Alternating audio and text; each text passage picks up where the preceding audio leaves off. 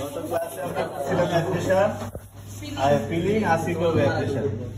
তো অ্যাপ্রেশন করার জন্য আমাদের সেটিংটা চেঞ্জ করতে হবে, অ্যাপ্রেশনে নিয়ে যেতে হবে।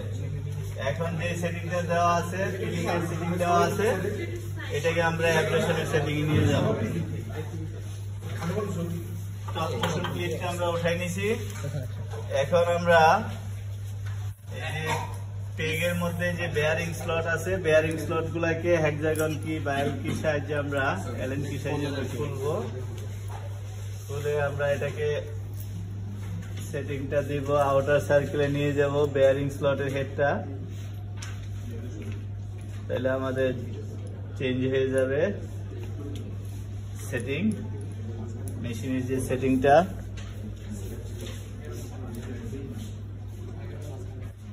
আমরা পিলিং থেকে অ্যাব্রেশনে নিয়ে যাচ্ছি। পরীক্ষার সময় কি একজনের পিলিং করে একজনের অ্যাব্রেশন করে?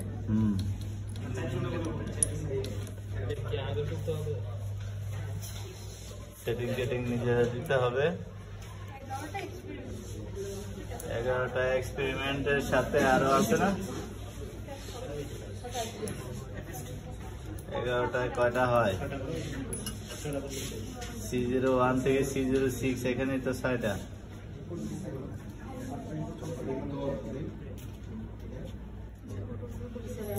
রাবিং করা হয়েছিল? না না, রাবিং করা রাবিং বাকি দিছে মাঝে দিয়ে।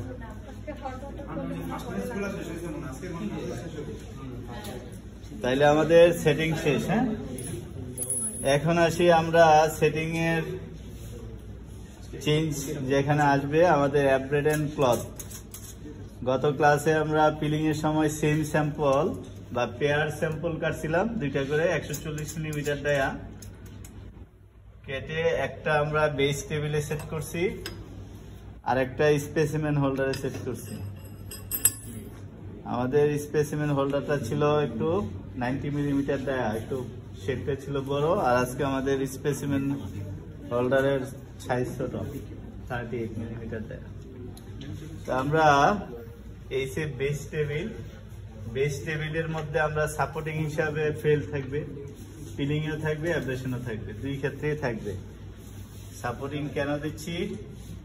যে আমার এই অ্যাব্রেডেন্ট ক্লথ অথবা স্যাম্পলটা যাতে ড্যামেজ